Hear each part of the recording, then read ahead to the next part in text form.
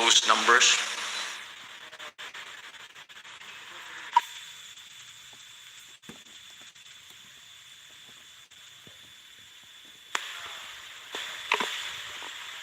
Pakinggan natin. Yes, please. Para alam natin what what we're dealing with. At this, Mr. President, at this point, we're continuing the assessment, and right now, as per 6 o'clock a.m., we have 28 totally damaged houses and 2,362 partially. Pero tataas pa to, sir, as the report sa kasi i-reach out pa natin yung mga outlying barrios, Mr. President. You said Solidum, are we allowing them already? Are we allowing them already to go back into their homes, to at least the engineers, to inspect if they are safe? Is it already safe for people to, at least hindi pa muna yung resident, kundi yung mga mag-inspeksyon, to declare safe? Yes po. Kung declared talagang structure is safe po yung mga building, pwede na. But people should be ready how to respond properly during aftershocks. Kasi malakas pa po ang posibleng aftershock, and just to brief po ang mga local government units, we expect aftershocks to continue for several weeks, pero the first 3 days po ang marami, and hopefully, pababa na siya. For example, the hospital, when ayaw pa nilang pumasok ngayon because it's still it might still be unsafe and baka magka-aftershock. When is it safe for our people to go in to make the inspection and then start the repairs? Yung inspection po can be done right away. Can be done right? Yes po. Who will perform the engineer po, public works and sa engineers. public works? Public Ninyo. works ang Yes po. they will do the inspections. All right. The other, if I think Sector Win, I think dun sa human victims, yung mga homeless, how many people have been rendered homeless? Yes, Director. Ano Yes, sir. yung, Mr. President. yung statistic for homeless? Ang bali, actually, ang nakalagay ho dito natin is totally is 28, pero ang partially, so i-assess pa natin yan, is 2,362. Saan ngayon yung mga resident na yan? Ito po ay covered po ito, yung mga marami rito po sa Abra, tapos meron din tayo sa Kalinga, sa Benguet. Hindi, homeless sila, saan sila tinakbo? Saan Ano sila po yan? dinala? Where did you evacuate them to? Dalawa po yan, evacuation centers, o meron silang napuntahan ng mga kamag-anak sa ibang lugar. Go, Vice Joy. Mr. President, we opted to accommodate all our evacuees sa open area like yung ganitong structure. All of the LGUs in the province po, we have evacuation centers, but it's not advisable to accommodate inside the evacuation center since meron pa po mga aftershock. Kaya yung mga merong mga basketball courts, we set up through the SWD, we set up modular tents for everyone. All right. How many now are in those evacuation centers?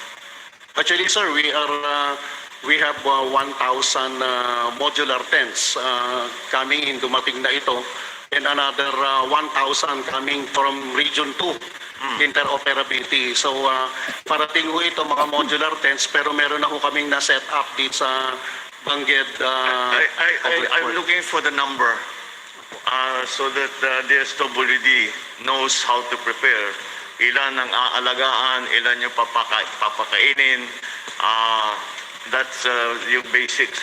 Basic. How long will we have to be keeping them in the evacuation center? All of this para alam ng DSWD kung ano yung trabaho nila. Yes, Yes, sir. If I may, sir. OIC Faustino, sir.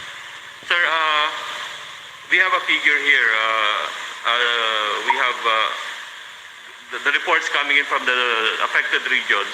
We have a total of 400,969 families, or 20,000 persons, more or less, that are affected in 110 barangays in Region 1 and the Cordillera Administrative Region. Inside evacuation centers, 31 evacuation centers ang nabilang natin, sir. We have around 2,312 families and in regions 1 and Cordillera Administrative Region. Then outside evacuation centers, yung mga tao na temporarily staying sa relatives nila or friends o naglagay ng mga tent sa labas ng bahay, we have around 413 families or 1,637 persons, sir. The whole sir, regions, far end region 1. So these are the numbers, sir. All right, thank you, sir. Sir, let me add to that. Yung affected families po, basing as of 6 a.m. kanina, sir, is around 4,969 dito po. Persons, to translate that in individuals, like 20,091. Nasa evacuation centers po natin ng families is 2,312. And persons, yung bawat tao, sir, is 8,314. Outside evacuation centers, sir, yung wala po sa mga evac centers sila, pero dyan po sa tabi ng bahay lang sa labas po, yung iba opted to return home. 413 families po. Persons po is 1,657, Mr. President. Damaged houses po, partial is 9. Totally damaged po as 349 so far. But it might still go up, sir, according to the LGU. All right, mabuti na lang you don't see any of this from the air. All right, so that is going to be at the very least kasi dati as you say, tataas pa yung number niyan eh. Yes, sir. Makatanggap na tayo ng report lalo na yung mga malalayo. So I think we are prepared for that kind of number. We are, sir. Basing on your instruction po kasi during the SONA, sir, morning pa lamang, we have already deployed all these food packs, yung prepositioning.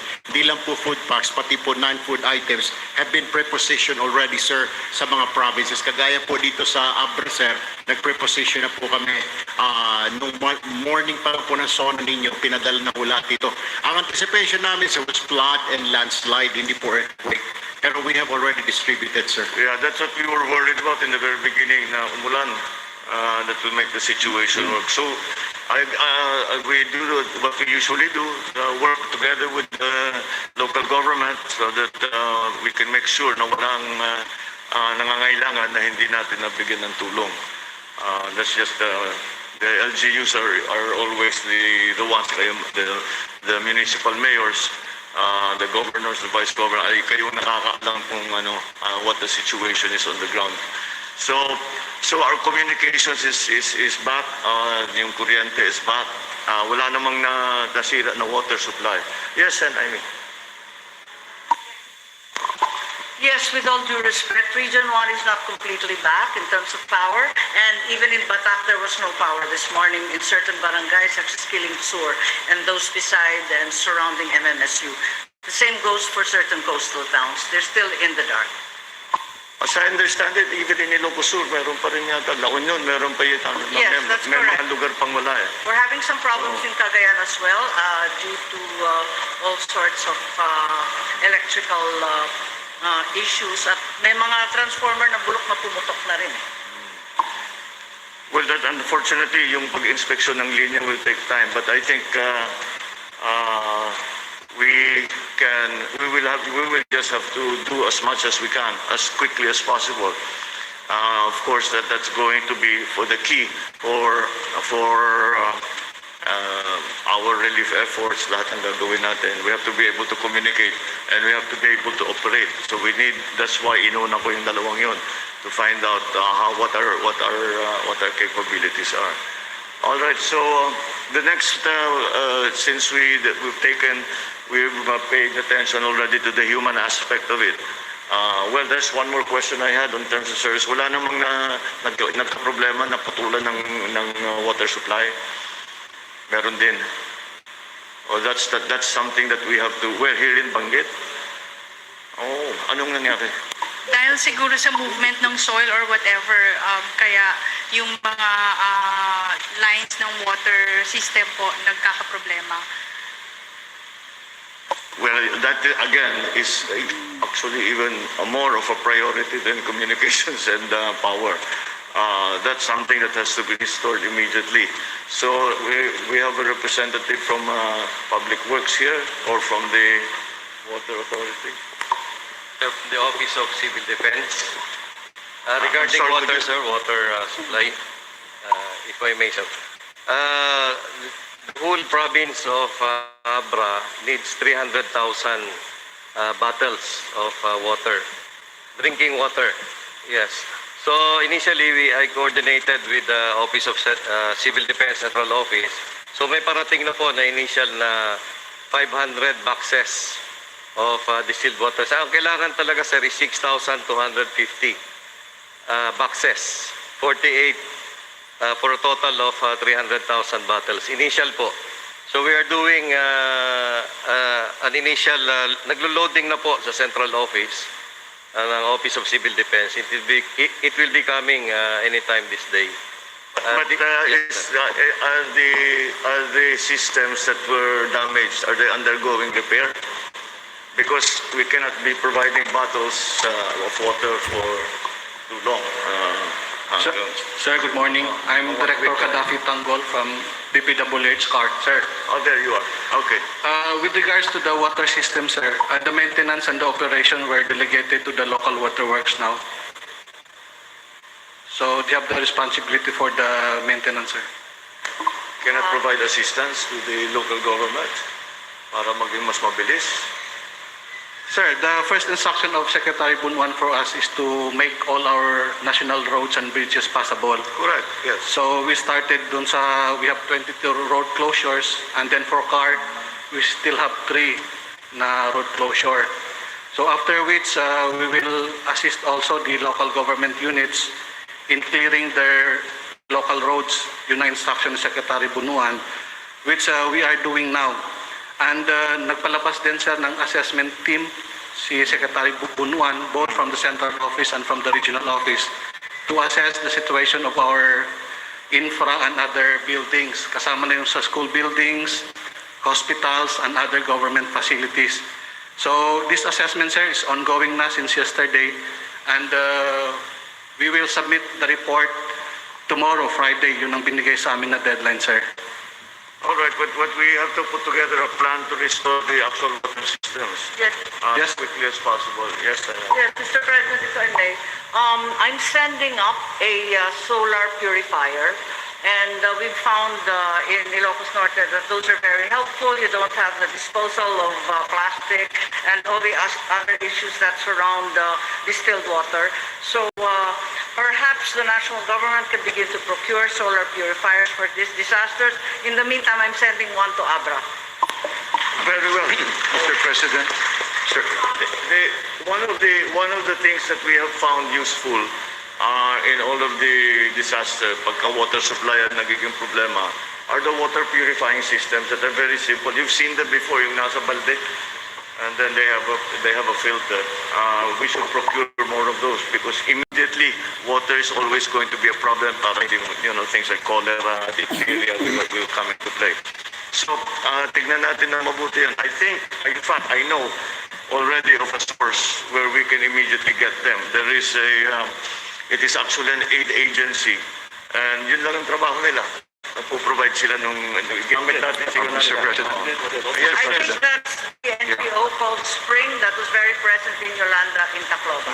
That yung maliliit, maganda niyan is it's sufficient for one to supply 100 people per day. So if the barangay has 4, 5, 6 of them, at least may tubig na. We also have an indigenous technology using the burnay to filter by layer the impure water into potable.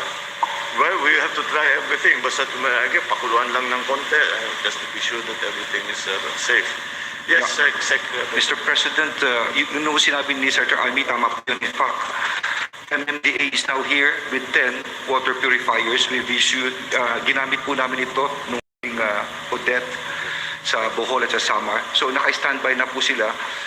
Siguro solar powered din po sila. Lalagay lang ito sa isang poso o kung saan at it could really pwede mag-supply sa isang barangay.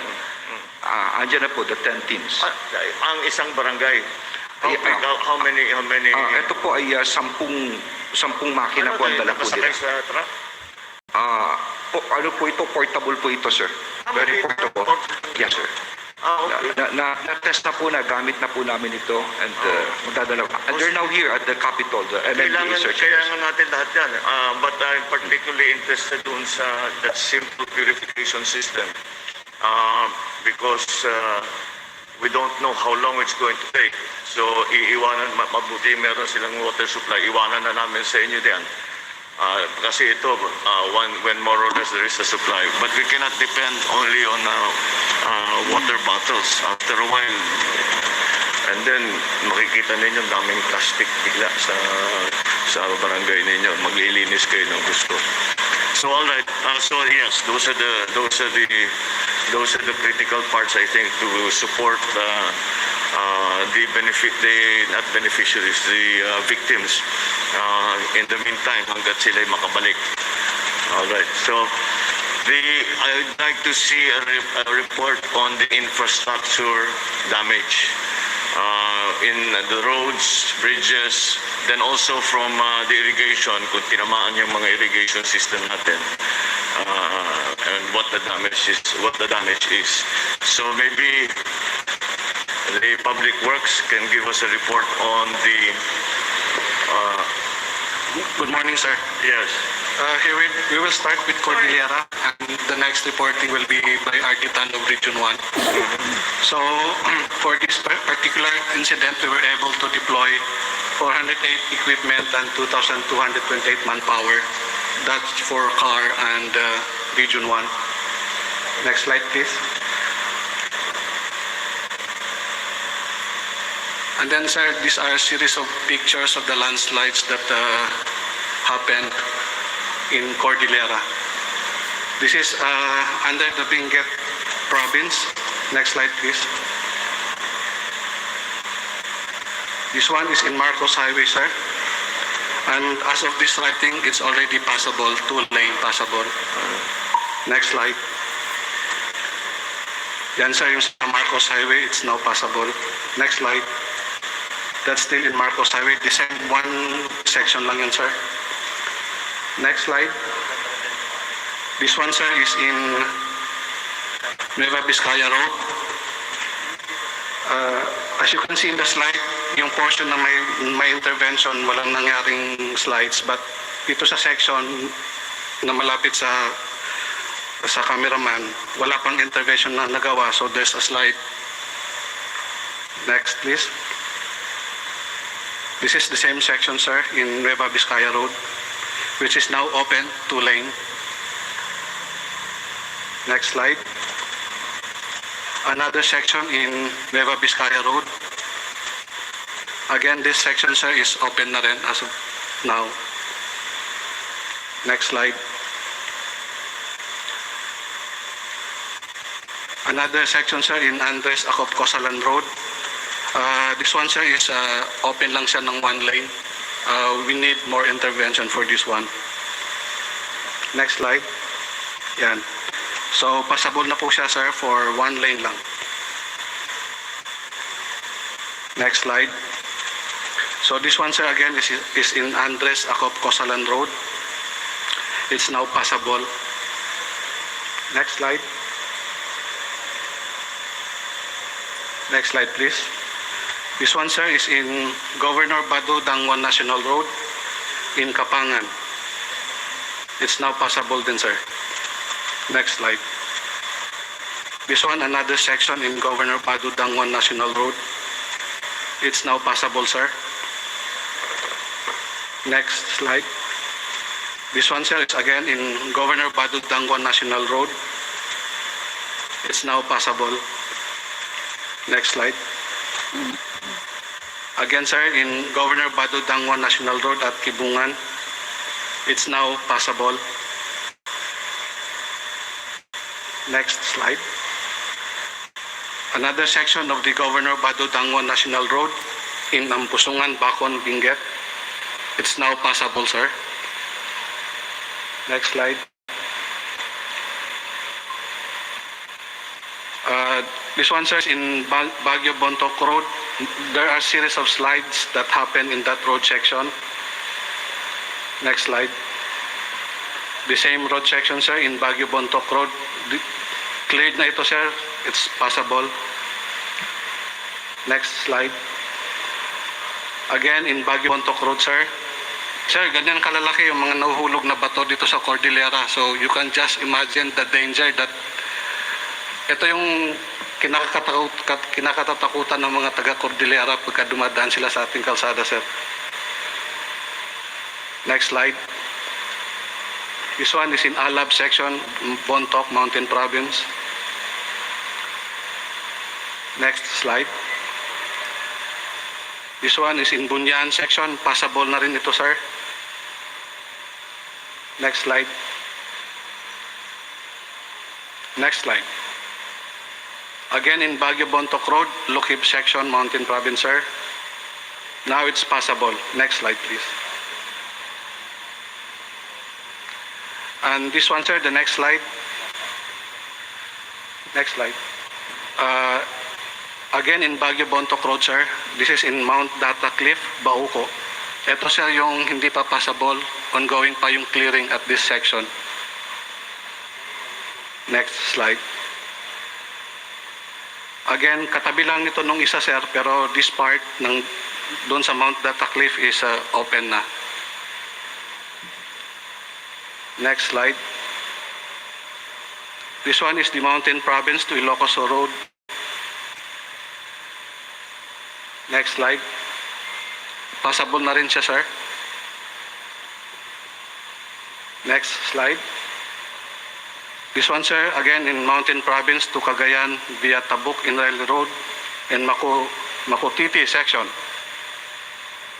Passable na rin siya, sir. Next slide. So those are a series of pictures, sir, that we were able to collect. And as of this morning, sir, 7 a.m., we still have 3 remaining closed na road section. This is the Ifugao, sa Ifugao, sir, the Kiangan Tinok Bugyas Road, which we expect to be open bukas ng 5 p.m. And one in Kalinga, sir, the Lubwagan Batong Buhay to Abra Road. Again, we expect this to be open tomorrow at 5 p.m. And then the one nasa picture, sir, na close pa rin, the Baguio Bontoc Road. Our target is July 30 namin ma-open yun, sir. And sir, with your instruction, in fact, may mga yung kasama pala siya sa assessment team natin na dinispatch ni Secretary Bunuan, kasama yung mga consultants ng foreign consultants. So I'd like to inform our local governments here in Abra, yung Katahira and Sons. They have a team that went here this morning also to help us in the assessment of the extent of the damage. Paano naman yung meron kayong report sa mga tulay? The Vice Governor was showing me pictures of damaged bridges. Yes, sir. Yung mga na-report na damage, sir, mostly on the approach, sir. So, madali na lang yung intervention, sir. Structurally stable naman yung mga bridges natin along our national roads. Hindi, Joe, yung pinakita mo sa akin, may malaking crack na ganito, all half a meter wide na crack. It's located in the Baay Bridge in Abra Kalinga Road, sir. At saka yung, what was the other bridge, yung umurong sa approach? Yes, sir. Hindi na parehong level. We are waiting for yung result ng assessment ng ating structural engineer, sir. All right. Well, again, of course, that's very important. You get all those bridges back into service. I think you're doing as well as can be done dito sa pag-clearing ng mga kalsada. Malalaki yung mga bato na nakita natin. All right. So that now when we have to organize also, I guess local government, kasi kayong mga staff, ang mga staff ninyo gagamitin, paano kung hindi naman injured yung mga evacuee, paano natin kung as soon as possible maibalik? Kaya tinanong ko na kung kailan tayo pwedeng pumasok sa mga bahay para maibalik sila sa bahay nila. And for those that have damage, do we need to provide usually at least for temporarily hinihingi niya mga trapal, mga GI sheet,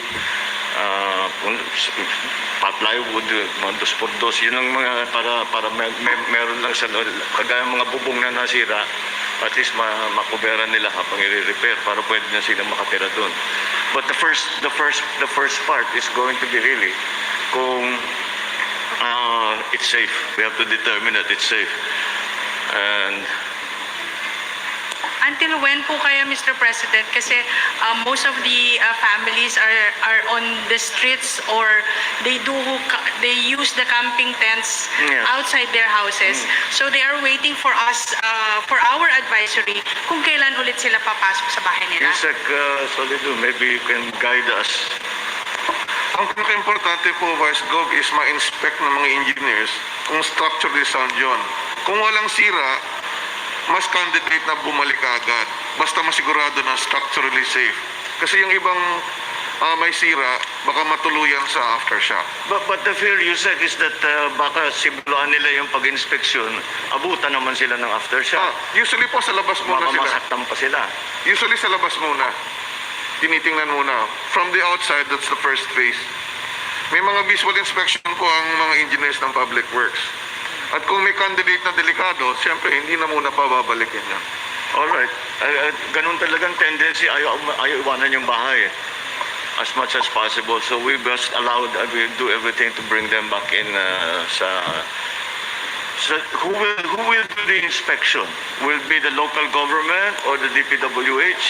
Sino mag-i-inspect itong mga residences na ito? Kayo sa Public Works o sa local? Ang usually na ano? Yung for the residents, sir, local na yun, sir. Maybe you can get it. But of course, sir, DPWH is always, There's nothing wrong. we're here to, we can assist naman. If the national government will provide some technical assistance. Sige, sir. Oo. Yes, Kasi if I- ilan ang engineer mo sa Kapitolyo. Yes, if I may, Mr. Yes, President. Senator. Yes, regarding inspection and structural integrity and soundness, since Region 1 is present here, I just came from Ilocos Sur, Manong Chavit is here. The destruction among the heritage churches, for example, is overwhelming. We inspected Bantay, the Vegan Cathedral, as well as Kaunayan Church. They are or should be condemned shortly. However, it is known to us that the Public Works, for example, is hardly competent to assess the integrity of these centuries-old churches. May I encourage the Speaker being here that the budget be put aside for proper structural integrity that is non-destructive. I have done this. At least I've got a bill for it for Poway Church before. Medyo mahirap-hirap siya, highly technical. May rebound hammer test, ultrasonic pulse velocity, electromagnetic cover, meter test, Windsor probe, and on and on and on. You have to contract specialists for this, but clearly for heritage churches, this is necessary. Secondly, I'd also like to pitch here that much of the infrastructure really in Region 1 CAR and Region 2 is over 50 years old, which by international standards is ancient and should be replaced.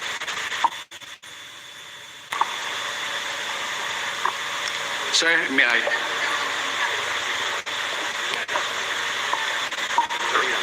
Mr. President. Yes, please, go ahead, Ronel. Hi. Good morning, sir, Mr. President. RD Ronel Tanpo from Region 1. Actually, yung instruction na po ni Secretary, tulungan namin yung local. Actually, kinakandak na po namin sa mga national buildings yung assessment sa lahat, including bridges. Ay susunod na po namin na tulungan yung local na mga residences na ano yung kanilang structural integrity ng kanilang buildings.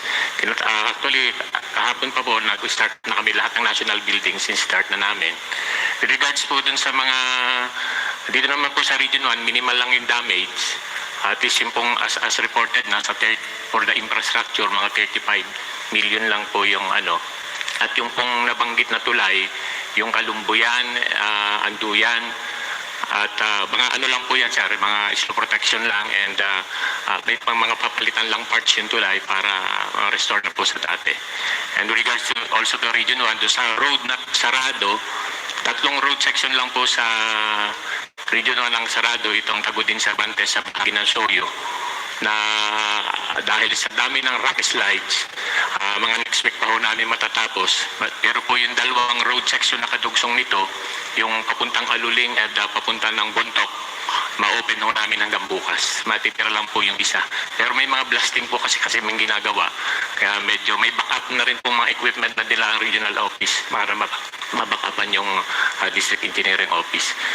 With regards po sa law, wala naman nung reported pagdating sa water supply damage sa bahagi. Wala akong nire-report sa amin.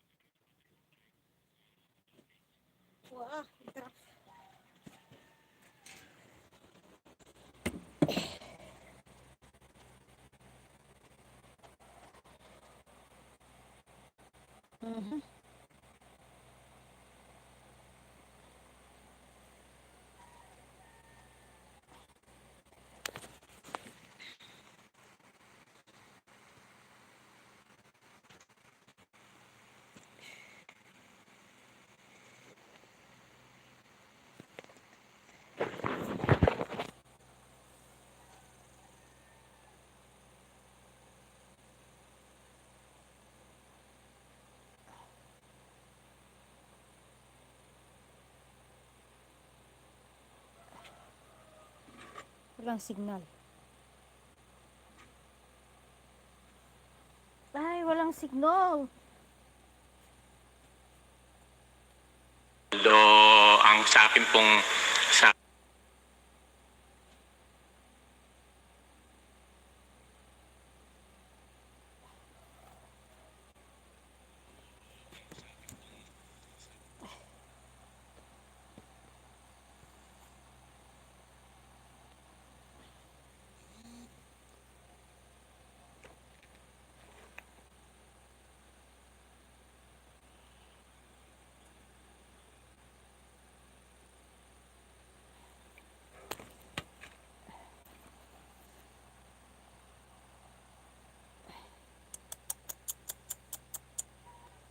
Ay, mahina ang signal natin.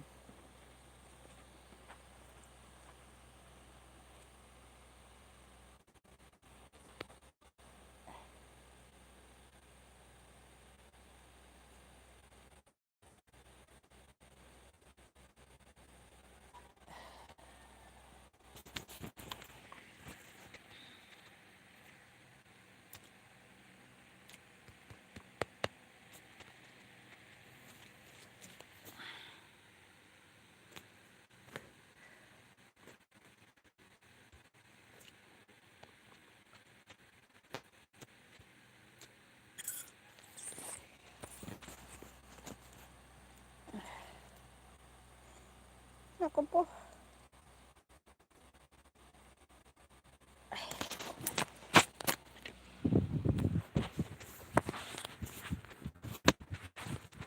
Ito pala yung kung ano, cellphone.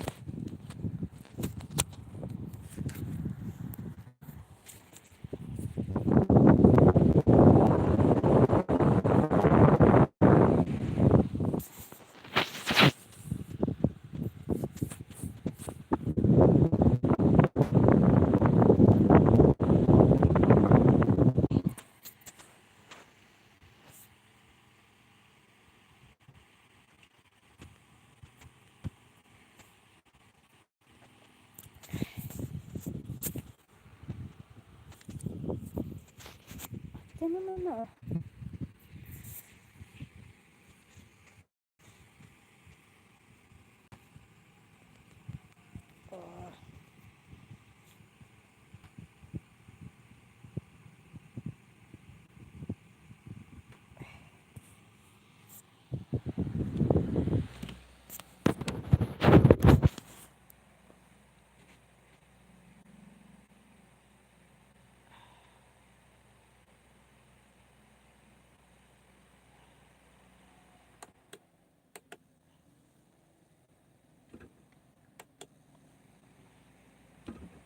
sa Ayun. Bayan, nag-ended na.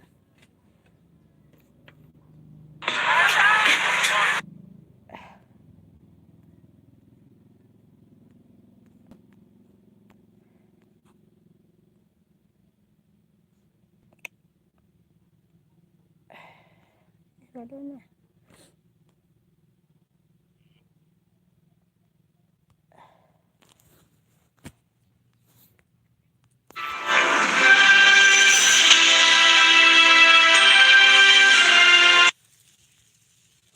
Wala na, tapos na.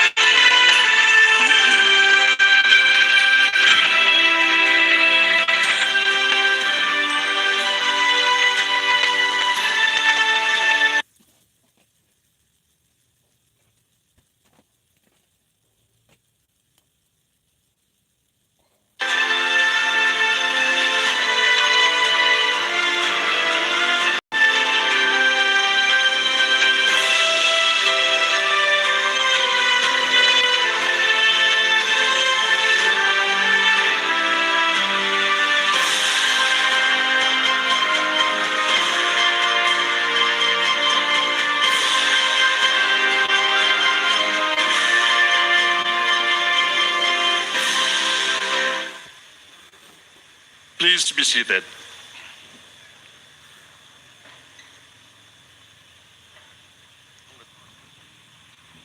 Good morning, everyone. Welcome to the situation briefing on the effects of the earthquake in Abra. To officially welcome us, may we call on the Abra Governor, Dominic B. Valera.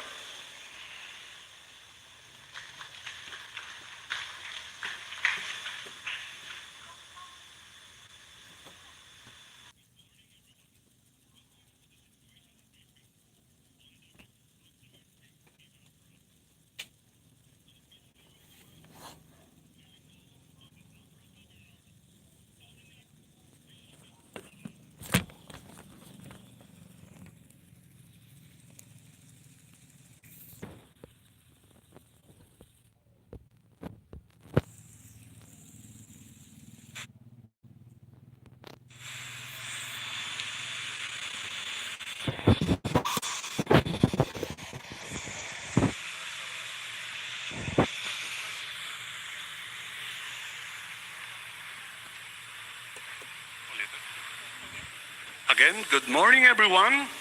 Welcome to the situation briefing on the effects of the earthquake in Abra. To officially welcome us, may we call on the Abra Governor, Dominic B. Valera. Sir.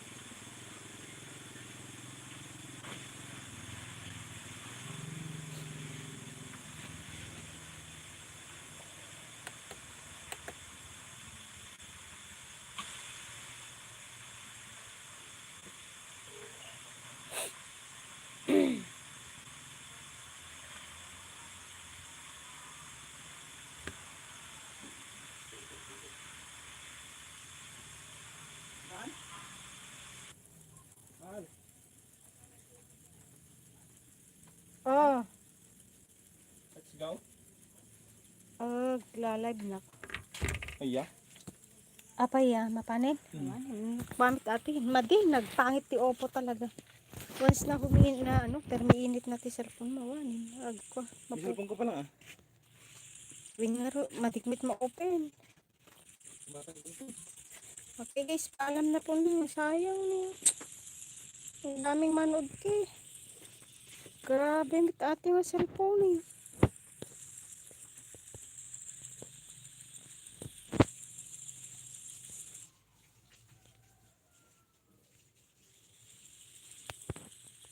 Naghang.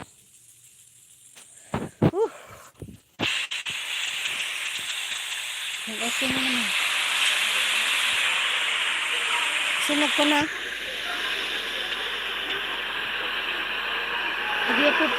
Ipupuk ka rin, manok ka? Tatay? Ingar ka kayo na duduwa tapos parang. Kala, guwaras si kwa, pistiti manok. Ay, Ay. May we call all our beloved Governor Magmaglata na pa?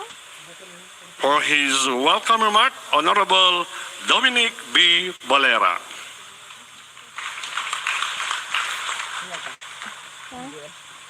When?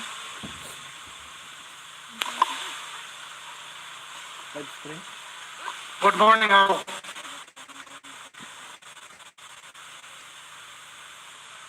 His Excellency and the Pride of the Lucano, President Bongbong Marcos, sir, members of the Cabinet, esteemed generals of the military forces and uniformed personnel, regional, provincial directors, and various national agencies. Speaker Romualdez,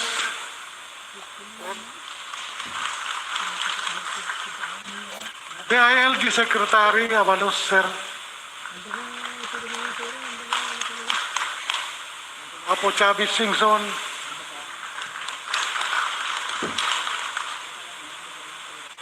Secretary Erwin Tolpo, DSLD,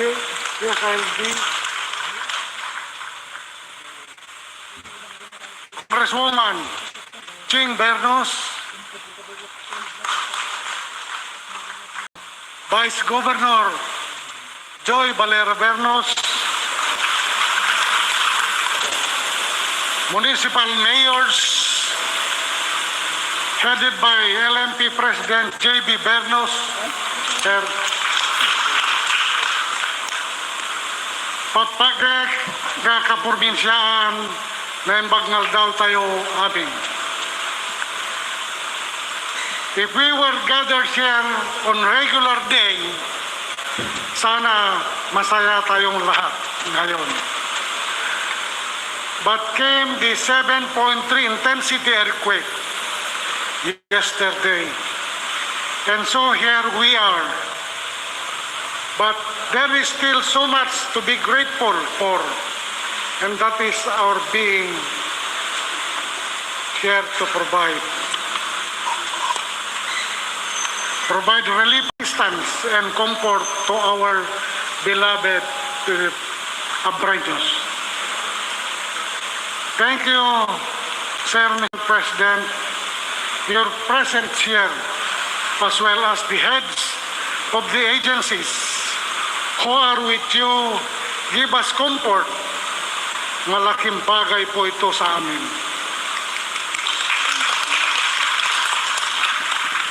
Salamat ng marami sa mga tulong na pumapasok na at papasok pa para sa ating mga kababayan Abreño. Of course, we continue to receive update our people on the ground. There is so much change, damage, so many injured, many pero pangako namin ang Abra ay babangon. Maraming salamat po. Thank you, sir, for the warm welcome. Next, to give an update on the effects of the earthquake is ASEC Bernardo Rafaelito R. Alejandro IV of NDRRMC. Good morning, Mr. President. Good morning. To the members of the Cabinet and to the Speaker, Speaker Romualdez, Senator Amy Marcos, to the Governor, and to the other local officials and members of the RDRMC, allow me to present the updates on the magnitude 7 earthquake in northern Luzon. Scope of my presentation is as follows: the situation overview, monitored effects, and actions taken. Let me begin with the situation overview. Shown is the latest earthquake information from PBOX detailing the occurrence of earthquake at around 8:43 yesterday at Tayum, Abra with a magnitude of 7.0. The highest intensity recorded is intensity 7. Also, based on records from PBOX, as of 2 a.m. this morning, there were already 798 aftershocks recorded in Abra. 161 were plotted, while 22 were felt. The magnitudes range from 1.5 to 5.4. Change in the number of aftershocks recorded was due to the validation made by PBOX. In terms of effects, for the affected population, a total of 4,969 families or 20,091 persons are affected in 110 barangays in Regions 1 and CAR. In terms of casualties, there are 5 dead and 131 injured. In terms of damage to infrastructure, there are damage reported in Ilocos Sur. Also, 61 schools were reported as damaged, as well as 3 bridges. As of reporting time, the cost of damage to infrastructure is 33.8 billion in Ilocos region alone. To date, the concerned agencies and regional offices are still gathering reports on the damage to agriculture and other assets. For houses, a total of 349 houses were damaged in CAR and Region 1. For roads and bridges, there are 22 roads closed to traffic in Caldera region and 1 road in Cagayan Valley region. Several areas in CAR also experienced power interruption, while the whole province of Ilocos Sur experienced power interruptions but was immediately restored at 2 p.m. yesterday.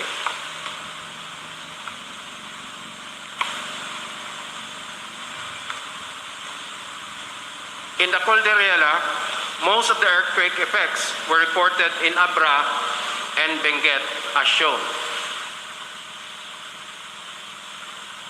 Also shown are the effects in Kalinga, Ifugao, and Mountain Province. Here are some photos capturing the extent of damage in the region.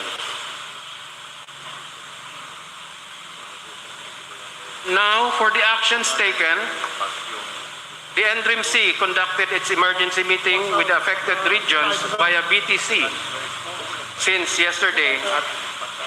The virtual EOC was activated and red alert was raised at the NDRRMC. The NDRRMC directive was signed by the chairperson, was issued for Luzon regions on the reiteration of response actions. PBOX also conducted continuous assessment and organized its quick response teams. A total of 2 emergency alerts and warning messages were issued. This is in relation to the no tsunami alert. Specifically, the NDRRMC has directed its response cluster to monitor the situation, provide assistance as needed, and account all actions taken. Shown are the summary of actions taken by the response cluster. For search, rescue, and retrieval cluster, this is led by the Armed Forces of the Philippines. As shown, we have standby assets that were deployed and also on standby for use. For camp coordination and camp management, protection and food and non-food items cluster, which is led by the DSWD, they have a standby relief amounting to 1.3 billion ready for augmentation. For emergency telecoms cluster led by DICT as shown, they're doing ongoing restoration together with the commercial telcos. For the shelter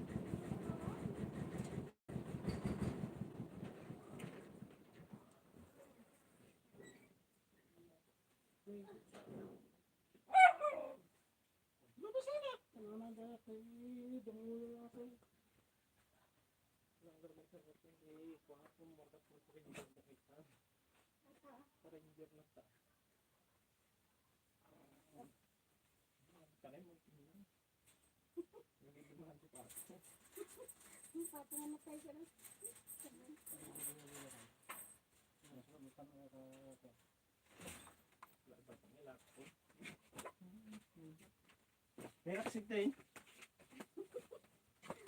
Ajar kong tawit tayo. Nay, kita manuan nalpas gayon. Oh.